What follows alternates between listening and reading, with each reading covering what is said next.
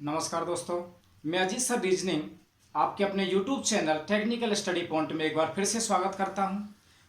तो दोस्तों, आज हम रीजनिंग का एक बहुत ही इंपॉर्टेंट सेशन लेकर आए हैं जिससे हर एग्जाम में 2 से 3 क्वेश्चन पूछा जाता है। तो आज का हमारा सेशन बहुत ही इंपॉर्टेंट रहने वाला है। तो देखिए, आज हम स्टार्ट करते हैं ब्लड रिलेशन। ब्लड रिलेशन का मतलब है खूनी रिश्ता। ओ हो, खून का रिश्ता। कुछ तो सोच रहे होंगे, खूनी रिश्ता, जो जिसको खून देगा उसका उसके साथ खून का रिश्ता होगा। नहीं, ऐसा नहीं है। खूनी रिश्ते का मतलब है कि जो भी हमारे नाते रिश्तेदार हैं, चाहे वो पास का है चाहे वो दूर का है, चाहे वो हमारा खुद का है या पिताजी का है या माताजी का है, जितने भी नाते रिश्तेदार हैं सभी किसके अंदर आते हैं?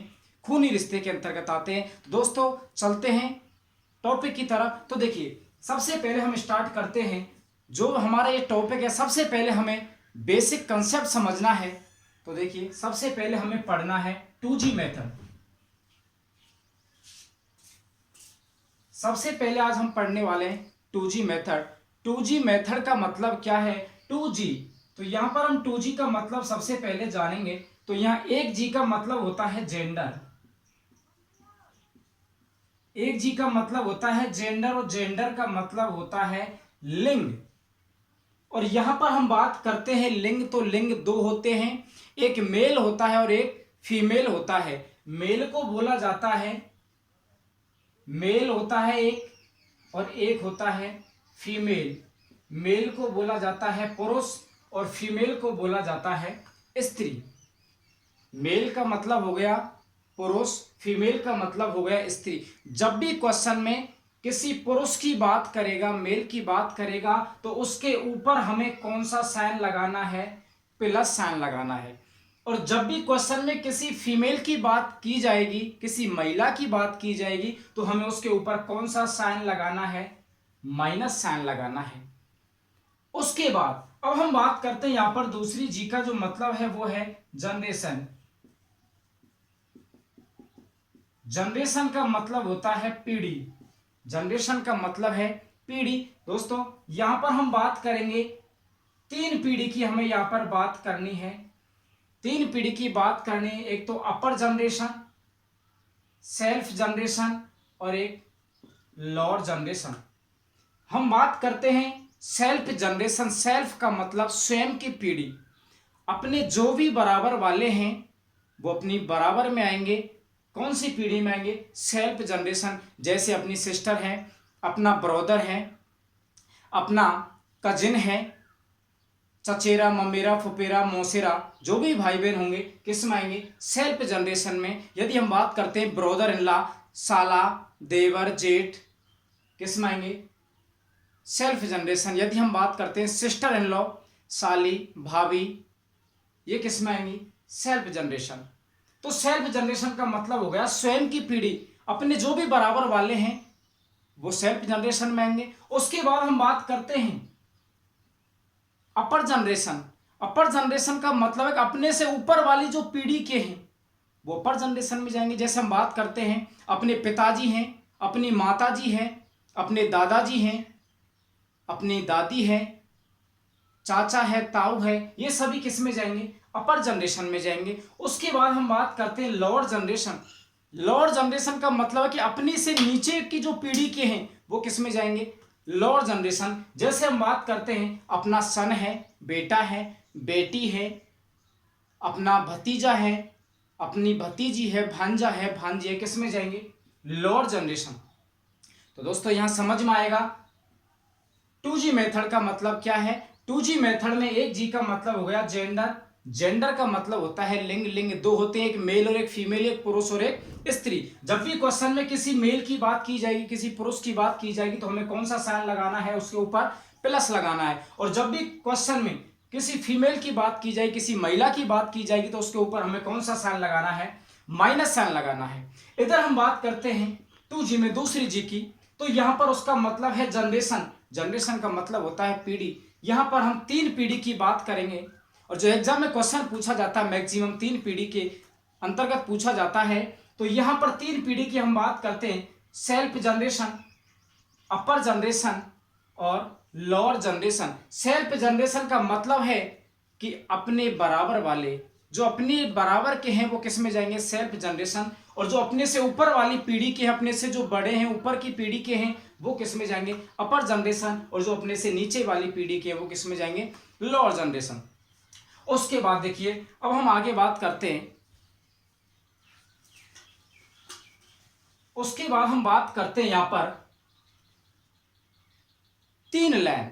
दोस्तों ये जो पूरा टॉपिक है ये 2 चिन्ह और 3 लाइन पर टिका हुआ है, उसके माध्यम से मैं पूरा टॉपिक आपको पढ़ाने वाला हूं। तो देखिए 2 चिन्ह का मतलब हमने यहां पर जाना। जब भी क्वेश्चन में पुरुष की बात होगी प्लस लगाना है, महिला के लिए माइनस लगाना है। अब बात करते हैं हम 3 लाइन। तो देखिए सबसे पहले हम बात करते हैं, ये जो लाइन आपको दिखाई दे रही है इसको हम बोलेंगे आडी लाइन या हॉरिजॉन्टल, या हम इसको क्षैतिज लाइन भी बोल सकते हैं। ये जो लाइन है, जब भी क्वेश्चन में सगे भाई बहन की बात की जाएगी तो उनके बीच में हमें कौन सी लाइन लगानी है, ये आडी लाइन लगानी है। अब सगे भाई बहन, सगे भाई बहन का मतलब क्या होता है, जिसके माता पिता एक होते हैं वो सगे भाई बहन कहलाते हैं। और सगे भाई बहन के बीच में हमेशा कौन सी लाइन हमें लगानी है, आड़ी लाइन लगानी है, उनके रिश्ते को दर्शाने के लिए। जैसे हमें इस तरीके से यहां पर दी जाएगी लाइन, हमसे कहा जाएगा ए बी का भाई है,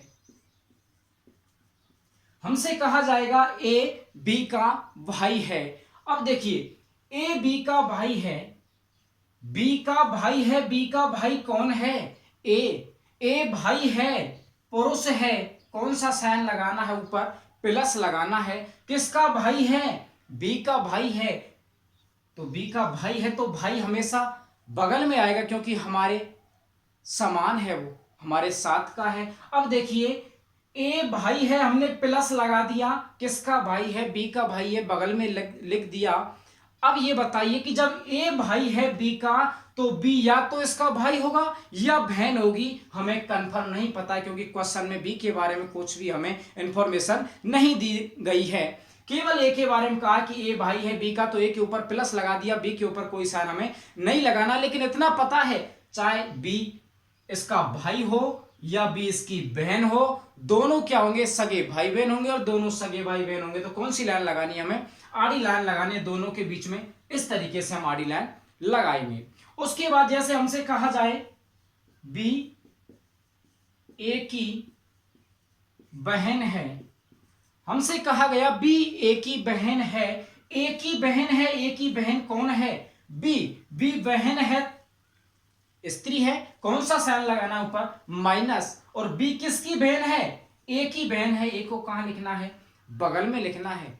अब देखिए बी ए की बहन है, ए के बारे में कुछ भी नहीं पता है, केवल बी के बारे में पता है कि बी बहन है ए की, तो बी के ऊपर माइनस लगा दिया। ए इसका भाई भी हो सकता है और ए इसकी बहन भी हो सकती है, इसलिए के ऊपर कोई भी हमें साइन नहीं लगाना है। ए चाहे बहन हो इसकी चाहे भाई हो, दोनों सगे भाई बहन होंगे तो दोनों के बीच में कौन सी लाइन लगानी, हमें आड़ी लाइन। जैसे हमें कहा जाए ए बी दोनों भाई हैं, हमसे कहा गया कि ए बी दोनों भाई हैं, तो यहां ये जो शब्द आया है दोनों, ये किन के लिए आया है, ए और बी दोनों के लिए आया कि ए और बी दोनों की दोनों क्या हैं, भाई हैं। और जब दोनों भाई हैं तो दोनों के ऊपर कौन सा साइन लगाना है, हमें प्लस साइन लगाना है। और जब दोनों सगे भाई हैं तो दोनों के बीच में कौन सी लाइन लगानी है, आड़ी लाइन लगानी है। तो दोस्तों ये समझ में आया होगा इस लाइन का मतलब। आगे चलते हैं, सेकंड अपनी लाइन है, 3 लाइन में आपको यहां पर समझाने वाला हूं, 2 चिन्ह 3 लाइन, उनके आधार पर हम पूरा टॉपिक आज पढ़ने वाले हैं। तो देखिए अगली है अपनी ये वाली लाइन, आपको दिखाई दे रहा होगा एरो का चिन्ह यहां पर दिखाई दे रहा है, दोनों तरफ एरो बना हुआ है। तो ये जो है इसको अपन बोलेंगे एरो वाली लाइन।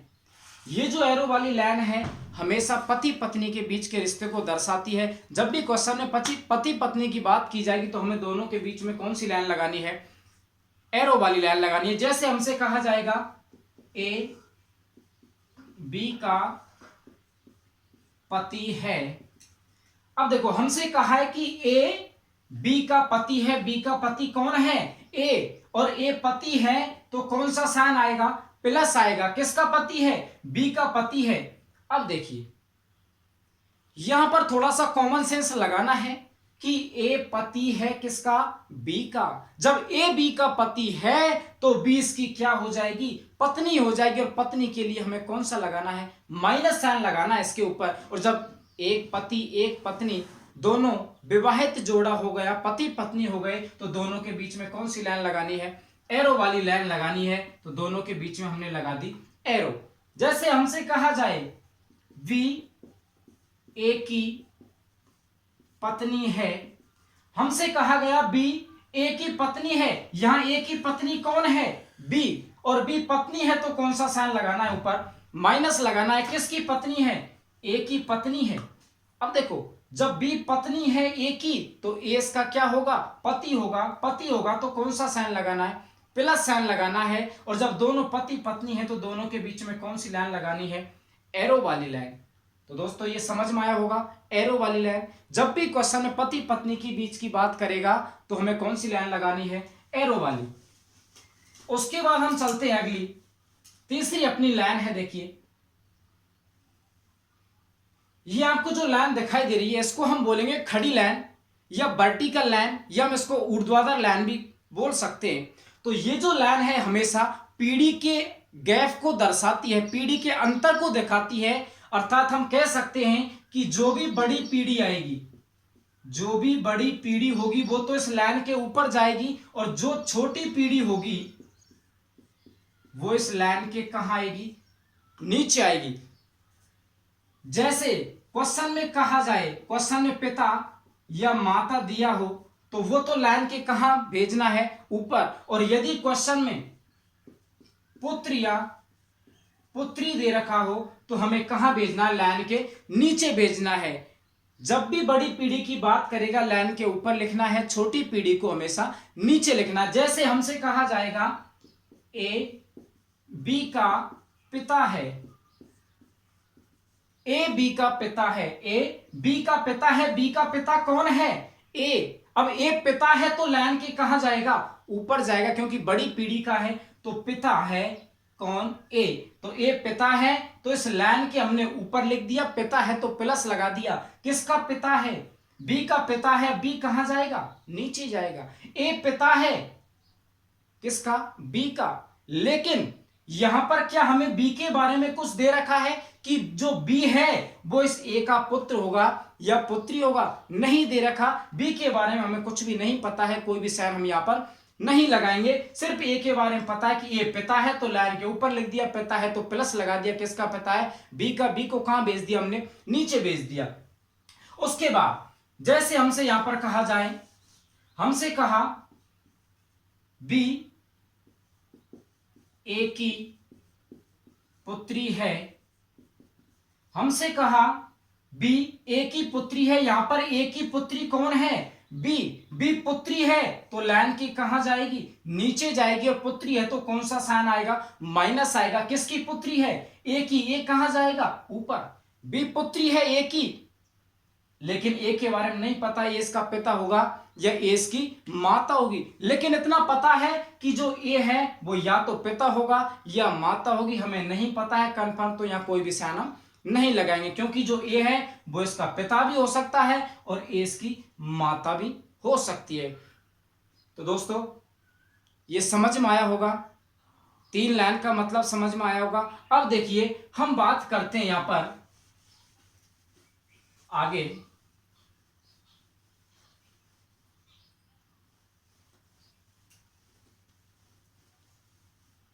जैसे हमें दे रखा होगा, हमें दिया जाएगा ए बी का भाई है और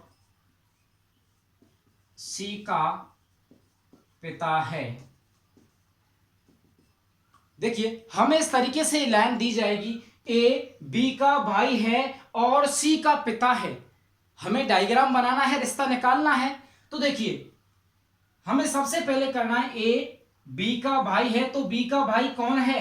ए भाई है तो कौन सा साइन लगाना है? प्लस लगाना है। किसका भाई है? बी का भाई है, तो बी को इसके बगल में लिखना है। अब ए भाई है बी का, लेकिन बी के बारे में नहीं पता कि इसका भाई होगा या इसकी बहन होगी। लेकिन चाहे भाई हो या बहन हो, दोनों कैसे होंगे? सगे भाई बहन। और सगे भाई बहन के लिए हमें कौन सी लाइन लगानी है? दोनों के बीच में आड़ी लाइन लगानी है। उसके बाद और सी का पिता है, तो दोस्तों ध्यान रखना, यहां पर आके हमें बड़ा कंफ्यूजन होता है। और सी का पिता है, और सी का पिता है, कौन सी का पिता है? ए पिता है या बी पिता है? तो ध्यान रखना, जब भी आपको बीच में ये शब्द मिल जाए, और, किंतु, परंतु, तथा, अपितु, तो ये शब्द हमेशा किसके लिए आते हैं? फर्स्ट पर्सन के लिए आते हैं। किसके लिए आते हैं? फर्स्ट पर्सन के लिए आते हैं। फर्स्ट पर्सन क्या है? ए है। ये जो और, किंतु, परंतु, तथा, अपितु, ये जो शब्द आते हैं हमेशा किसके लिए आते हैं? फर्स्ट पर्सन के लिए आते हैं। दोस्तों ये शब्द इसी टॉपिक में नहीं, रैंकिंग है, डायरेक्शन है, सिटिंग अरेंजमेंट है, पजल है, वहां पर भी ये शब्द काम में लिए जाते हैं। तो हमें इनको याद रखना होगा कि जब भी ये शब्द दिए जाएं, और, किंतु, परंतु, तथा, अपितु, हमेशा किसके लिए आते हैं? ये फर्स्ट पर्सन के लिए आते हैं। किसके लिए? First person. और फर्स्ट पर्सन कौन है? ए। और सी का पिता है, और आया है फर्स्ट पर्सन के लिए, और सी का पिता है, तो सी का पिता कौन है? ए है। तो सी का पिता है, ए पिता है, तो लाइन के कहां लिखना है? इसको ऊपर लिखना है। और किसका पिता है? सी का। सी को कहां भेजना है? इसके नीचे भेजना है। अब यहां पर देखिए, ए पिता है सी का, लेकिन सी के बारे में भी हमें नहीं पता है। सी इसका पुत्र भी हो सकता है और सी इसकी पुत्री भी हो सकती है। ठीक है, तो यहां और, किंतु, परंतु, तथा, अपितु का मतलब समझ में आया होगा। यहीं पर यदि हम आगे बात करते हैं, यहीं पर जैसे मान के चलो हमें दे दिया जाए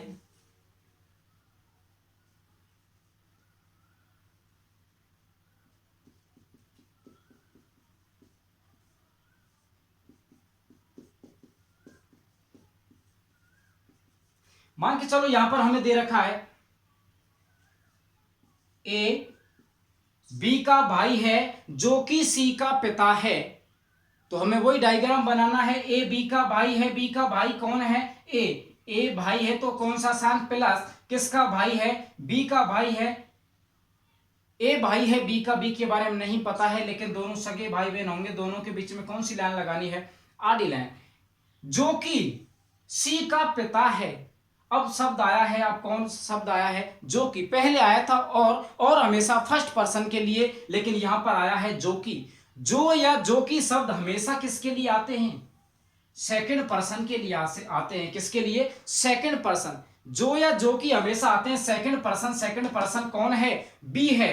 जो कि सी का पिता है, सी का पिता कौन है? बी है। सी का पिता कौन है? बी। अब बी पिता है तो कौन सा साइन लगाना? प्लस। अब पिता है तो लाइन के कहां जाएगा?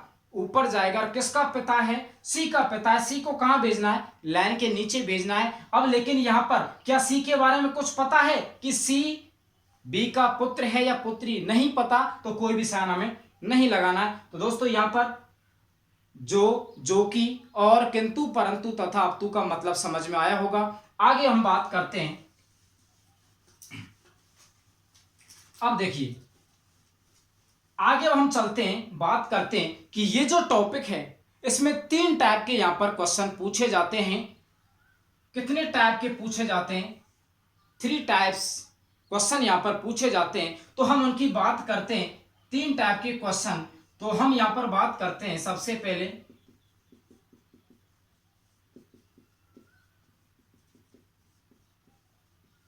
हम बात करते हैं पॉइंटिंग टू ए फिगर, किसी तस्वीर या फोटो की ओर इशारे करने वाले क्वेश्चन जो होते हैं। उसके बाद हम बात करते हैं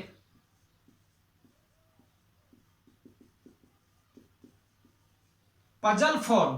पजल फॉर्म का मतलब है पहेली पर आधारित। छोटी छोटी हमें इंफॉर्मेशन दी जाएगी कि ए बी का भाई है, बी सी की बहन है और डी सी की माँ है, ई डी का भाई है, तो बताओ ई का ए से क्या संबंध है। छोटी छोटी हमें इंफॉर्मेशन दी जाएंगी। कौन सा टाइप होगा? Puzzle form. उसके बाद तीसरा जो टाइप है वो है अपना कोडेड रिलेशनशिप कौन सा है, कोडेड रिलेशनशिप। तो दोस्तों यहां पर एग्जाम में 3 टाइप के क्वेश्चन हमसे पूछे जाते हैं, पॉइंटिंग टू ए फिगर, किसी तस्वीर या महिला की ओर इशारा करते हुए, पजल फॉर्म और कोडेड रिलेशनशिप, या हम कह सकते हैं कूट भाषा पर आधारित। तो दोस्तों आज हम यहां पर पढ़ने वाले हैं pointing to a figure, type number first, pointing to a figure. तो आज हम यहां पर पढ़ेंगे टाइप नंबर फर्स्ट, या मैं लिख देता हूं यहां पर तस्वीर, फोटो पर आधारित।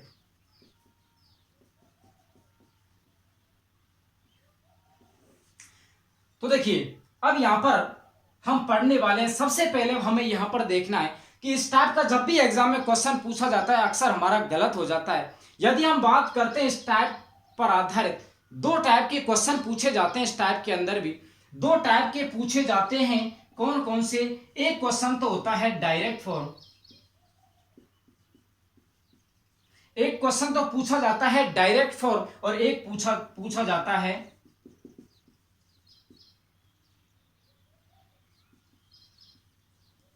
जाता है इनडायरेक्ट फॉर्म। डायरेक्ट फॉर्म का मतलब है कि जब भी क्वेश्चन दिया जाएगा तो कहने वाला जो वक्ता होगा वो जिसकी ओर इशारा करेगा उसको डायरेक्ट अपने आप से यहां पर रिलेट करेगा, लेकिन इनडायरेक्ट फॉर्म में जो कहने वाला होगा वो जिसकी तरफ इशारा करेगा उसको अपने आप से रिलेट ना करके किसी उसके रिलेटिव को अपने आप से यहां पर रिलेट करेगा, जैसे हम यहां क्वेश्चन के माध्यम से समझते हैं। तो देखिए यहां हम बात करते हैं सबसे पहले डायरेक्ट फॉर्म, क्वेश्चन नंबर पहला लेते हैं हम।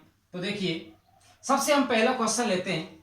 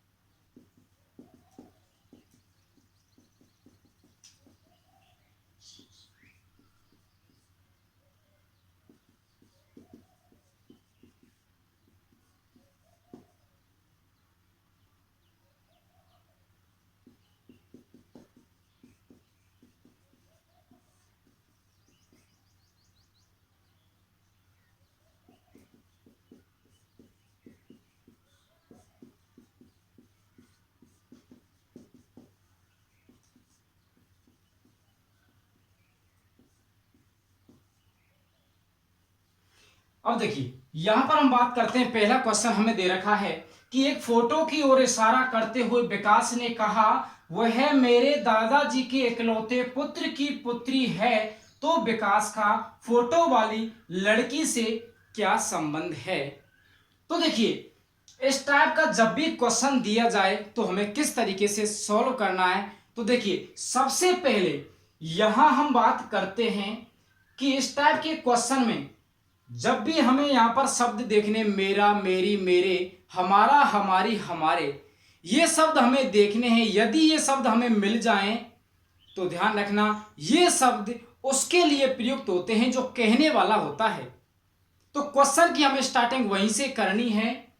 तो देखो यहां पर दे रखा है कि वह मेरे, अब ये जो वह शब्द आया है यहां पर देखो विकास कह रहा है किसी फोटो की ओर इशारा करते हो कि वह, ये जो वह शब्द आया है ये किसके लिए आया है, उस फोटो में जो भी है लड़की है वो फोटो वाली उसकी तरफ इशारा किया है कि वह लड़की मेरे, ये जो मेरे शब्द आया वो किसके लिए आया है, विकास के लिए आया। विकास कह रहा है कि वह मेरे, तो हमें सबसे पहले देखो क्या करना है कि ये शब्द देखने हैं और हमें करनी है सबसे पहले नंबरिंग, जो कहने वाला होगा उसको देना है हमें नंबर 1 और उसके बाद हमें आगे बढ़ते हुए जाना है। तो देखिए सबसे पहले यह मेरे, तो मेरे के लिए हम कौन सा नंबर देंगे, 1। मेरे के लिए यहां पर हम कौन सा नंबर दे देंगे, 1 नंबर। मेरे विकास, अब ये मेरे जो शब्द आया वो विकास के लिए आया। विकास कह रहा है कि मेरे दादाजी मेरे दादाजी, दादाजी के लिए कौन सा नंबर देना है? 2।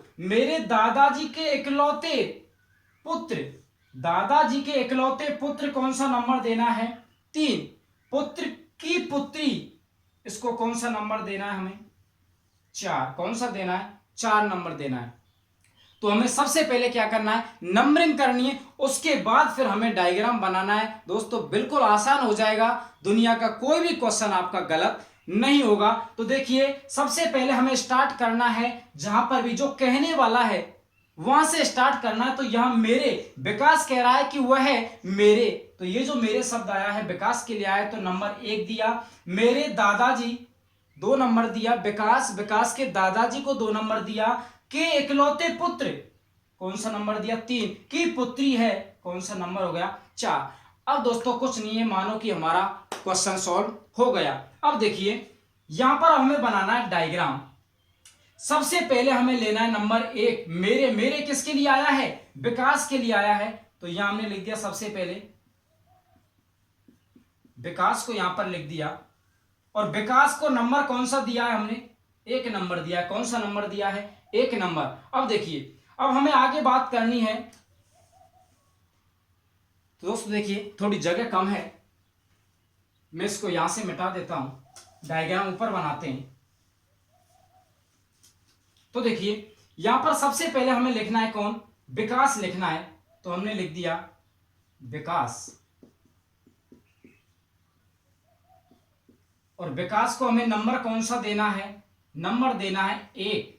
विकास को कौन सा नंबर देना है? हमें 1 नंबर देना है। अब देखिए आगे पढ़िए, विकास मेरे दादाजी। अब हमें बनाना है 2 नंबर, किसको देना है? विकास के दादाजी को देना है। तो पहले यहां पर विकास का कौन आएगा? विकास का पिता आएगा, और विकास के पिता का जो पिता होगा, विकास के जो पिता का पिता होगा वो इस विकास का कौन होगा? दादा होगा। कौन होगा? दादा। तो दादा को कौन सा नंबर देना है हमें? 2 नंबर देना है। कौन सा नंबर देना है? यहां पर हमें 2 नंबर देना है। तो देखो मेरे, विकास कह रहा है तो 1 नंबर दे दिया। विकास कह रहा है कि मेरे दादाजी, अब विकास के पिता के जो पिता होंगे वो विकास के क्या लगेंगे? दादा। तो दादा के लिए हमने 2 नंबर दिया। के इकलौते पुत्र, अब देखिए विकास के दादा के जो इकलौते पुत्र होंगे वो विकास के पिता ही तो होंगे। मैं कहूं कि मैं मेरे पिता का इकलौता बेटा हूं, इकलौता बेटा, इकलौती बेटी उसी के लिए आते हैं जो कहने वाला होता है। लेकिन मैं कहूं कि मेरे दादा का इकलौता बेटा, तो मेरे दादा का इकलौता बेटा कौन होगा? मेरा पिता होगा। तो वही बात यहां विकास ने कहा कि मेरे दादा के इकलौते पुत्र, तो इकलौता पुत्र कौन हो जाएगा? विकास का पिता, जिसको हमें कौन सा नंबर देना है? 3 नंबर देना है। इकलौते पुत्र की कौन है? पुत्री है। इकलौते पुत्र, ये तो हो गया इसका कौन? इकलौता पुत्र,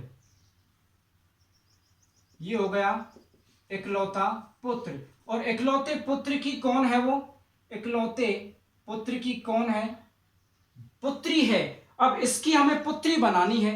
तो देखो विकास इसका पुत्र है और इसकी पुत्री बनानी है, तो इसकी हमने पुत्री यहां पर बना दी, इसकी पुत्री यहां पर हमने बना दी। अब विकास इसका पुत्र है, ये इसकी पुत्री है, तो यहां पर विकास और ये जो लड़की है ये दोनों सगे भाई बहन होंगे। दोनों के बीच में कौन सी लाइन लगानी है? आड़ी लाइन। लेकिन ध्यान रखना यहां जब हम नंबरिंग करते हैं, हमारी नंबरिंग जहां पर खत्म होती है, लास्ट में हमसे कहा है कि की पुत्री है, तो हमने पुत्री बना दी। नंबर कौन सा देना है? 4। ये जहां पर हमारा नंबरिंग खत्म होता है वो वही पर्सन होता है जिसके बारे में कहा जाता है या जिसकी तरफ इशारा किया जाता है। तो इशारा किसकी तरफ किया गया था? फोटो वाली लड़की की तरफ। तो ये जो यहां पर आई है ये कौन आई है? वो फोटो वाली कौन है? लड़की है।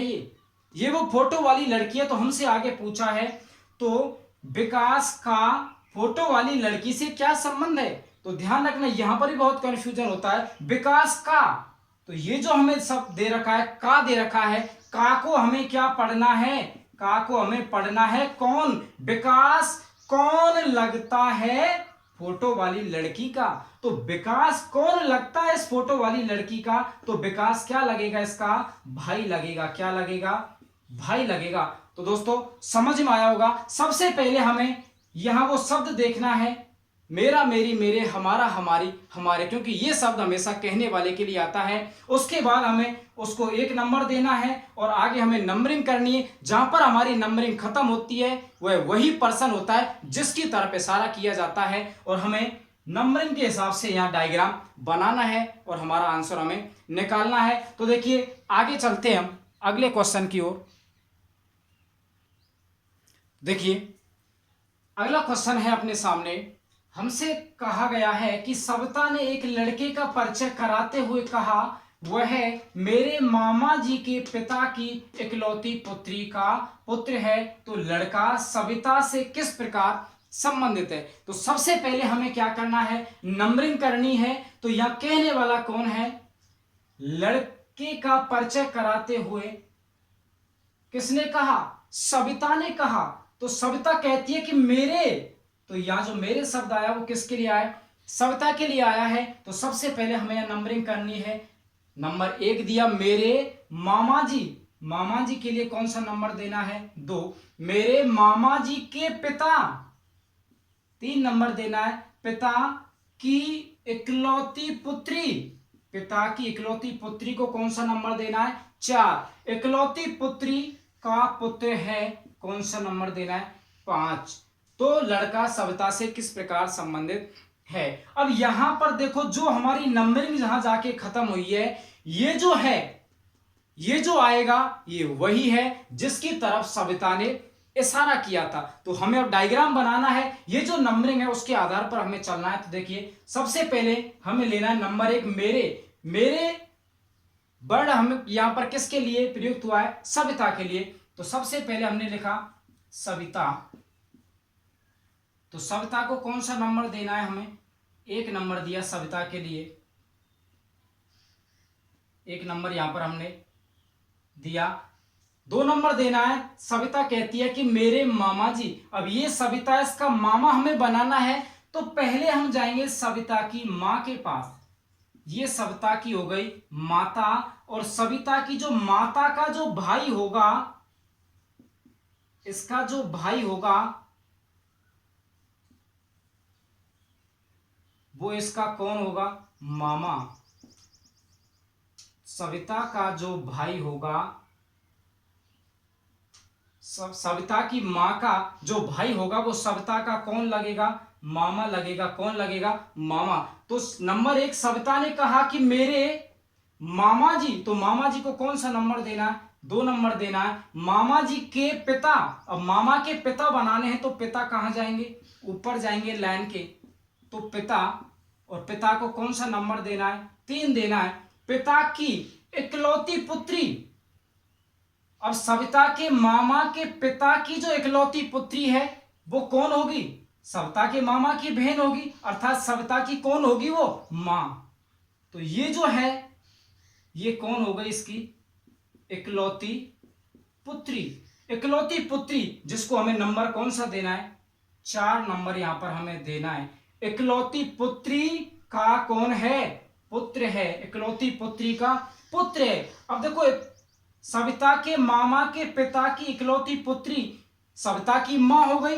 अब सविता की मां का हमें बनाना है पुत्र। तो सविता की मां का जो पुत्र होगा वो सविता का कौन होगा? अरे सविता का कौन होगा? वो भाई तो होगा।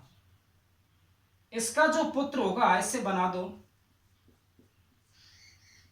इसका जो पुत्र होगा, पुत्र को 5 नंबर देना है। अब देखो ये जो है इसका पुत्र है और ये जो है सविता वो इसकी पुत्री है। तो ये दोनों आपस में क्या हो जाएंगे? सगे भाई बहन हो जाएंगे। सगे भाई बहन होंगे तो कौन सी लाइन लगानी है? आड़ी लाइन। अब देखो हमसे पूछा क्या है यहां पर? ये जो खत्म हुआ है, खत्म हुई है हमारी नंबरिंग, लास्ट जो 5 नंबर है ये वही पर्सन है जिसकी तरफ सविता ने इशारा किया था।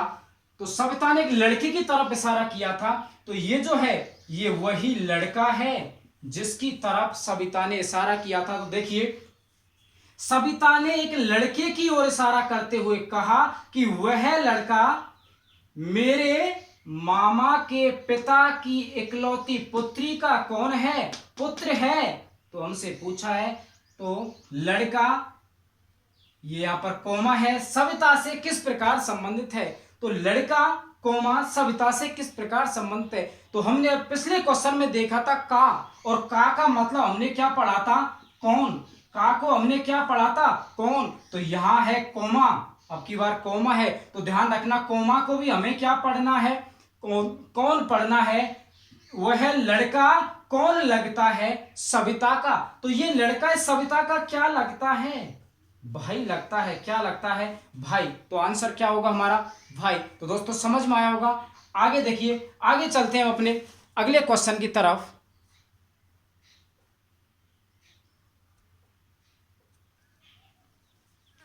तो देखिए यहां अपना अगला क्वेश्चन है, हमसे कहा है कि किसी महिला की ओर इशारा करते हुए एक व्यक्ति ने कहा कि वह मेरी पत्नी के भाई के पिता की पत्नी है। तो महिला का व्यक्ति से क्या संबंध है? सबसे पहले हमें क्या करनी है? नंबरिंग करनी है। तो देखिए सबसे पहले हम यहां नंबरिंग करेंगे। मेरी 1 नंबर दिया, मेरी पत्नी 2 नंबर दिया, के भाई 3 नंबर दिया, के पिता 4 नंबर दिया, की पत्नी है 5 नंबर दिया।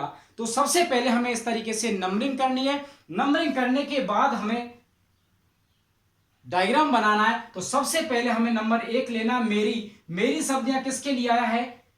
एक महिला की ओर इशारा करते हुए किसने कहा? व्यक्ति ने कहा। तो ये जो मेरी शब्द आया है ये उस व्यक्ति के लिए आया है। देखिए व्यक्ति ने कहा, तो हमने व्यक्ति के लिए सबसे पहले कौन सा नंबर देना है? 1। वह जो शब्द आया है वह मेरी पत्नी, मेरी, तो ये जो शब्द आया है व्यक्ति ने कहा है कि मेरी पत्नी, तो इस व्यक्ति की हमें क्या बनानी है? पत्नी बनानी है। और जब भी पति पत्नी का रिश्ता होता है तो दोनों के बीच में कौन सी लाइन लगाते हैं? एरो वाली लाइन लगाते हैं। तो व्यक्ति ने कहा कि मेरी पत्नी के भाई, अब पत्नी का भाई बनाना है तो इसका यहां पर बना दिया हमने कौन?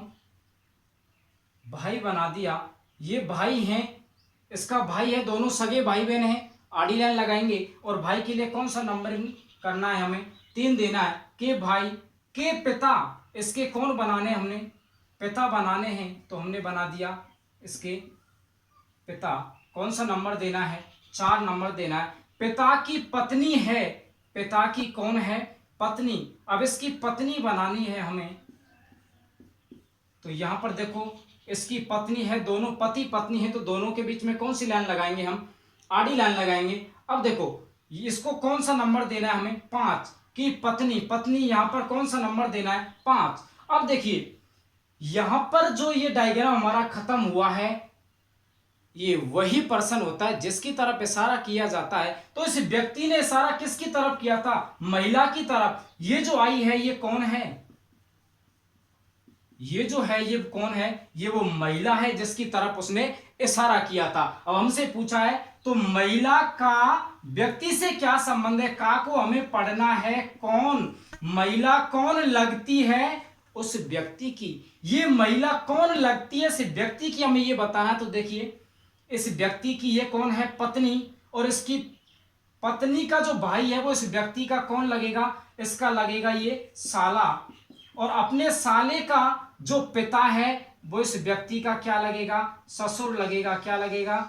ससुर लगेगा। और अपने ससुर की जो पत्नी है वो इसकी क्या लगेगी? सास लगेगी। तो हमसे पूछा है तो महिला कौन लगती है उस व्यक्ति की? तो महिला कौन लगेगी? ये महिला जो है ये कौन लगेगी? उस व्यक्ति की सास लगेगी। तो दोस्तों ये समझ में आया होगा। अब हम चलते हैं अगले क्वेश्चन की तरफ।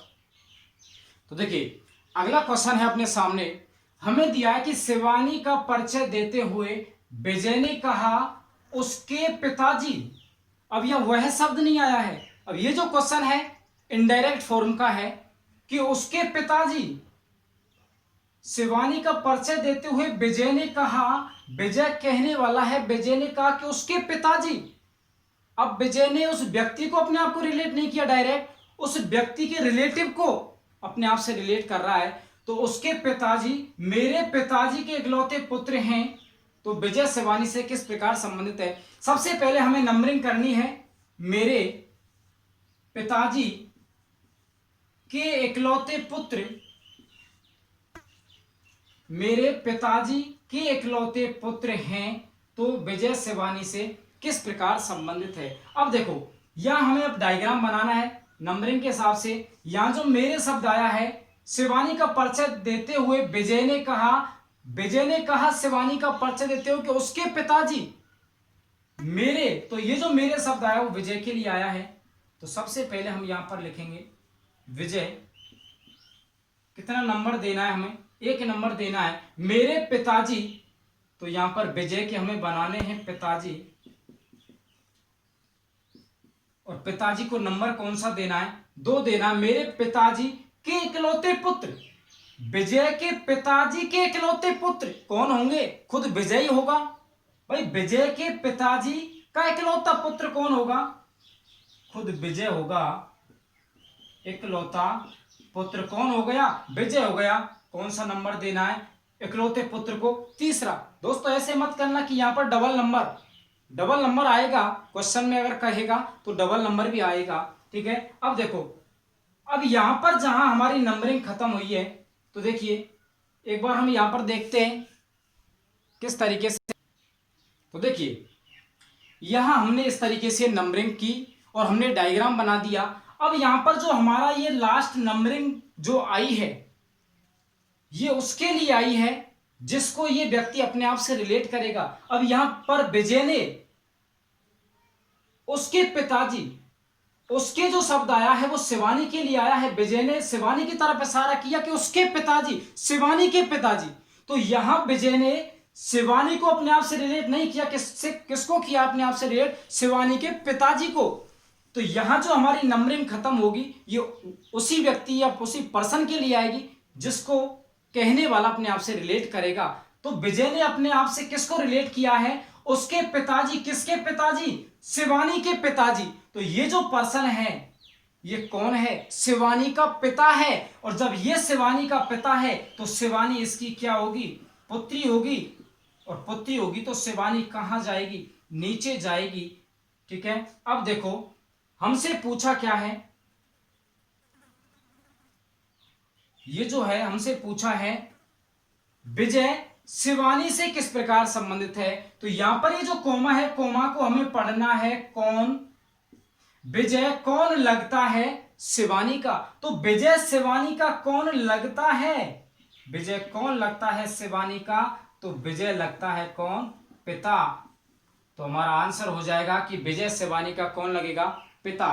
तो देखिए ये जो क्वेश्चन था अपना इनडायरेक्ट फॉर्म का था। अब हम चलते हैं अगले क्वेश्चन की ओर। तो देखिए अगला क्वेश्चन, तो देखिए अगला क्वेश्चन अपने सामने है स्क्रीन पर कि एक महिला की ओर इशारा करते हुए एक व्यक्ति ने कहा, उसके पिताजी मेरे दादाजी की पत्नी के इकलौते पुत्र हैं। तो वह महिला उस व्यक्ति से, या वह महिला उस व्यक्ति की क्या लगती है? तो सबसे पहले हमें नंबरिंग करनी है। मेरे दादाजी की पत्नी के इकलौते पुत्र हैं।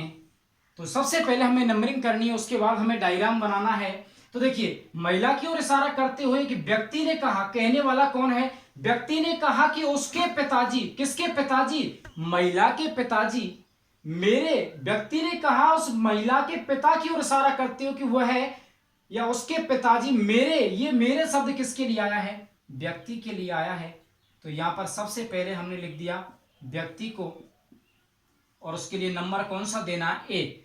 मेरे दादाजी, अब इस व्यक्ति का हमें दादा बनाना है तो पहले इस व्यक्ति का पिता होगा, और इसका पिता का जो पिता होगा वो इसका कौन लगेगा? दादा लगेगा। यह हम इस तरीके से यहां लिखेंगे दादा। इसका ये कौन है? दादा है। अब देखिए और दादा के लिए नंबरिंग कौन सी देनी है, हमें 2 नंबर देना है। व्यक्ति ने कहा कि उसके पिताजी मेरे दादाजी की पत्नी, अब दादा की पत्नी बनानी है, तो दादा की ये हो गई पत्नी, दोनों पति पत्नी है तो दोनों के बीच में आड़ी लाइन लगानी है, और पत्नी है, कौन सा नंबर देना है, 3 नंबर देना है यहाँ पर।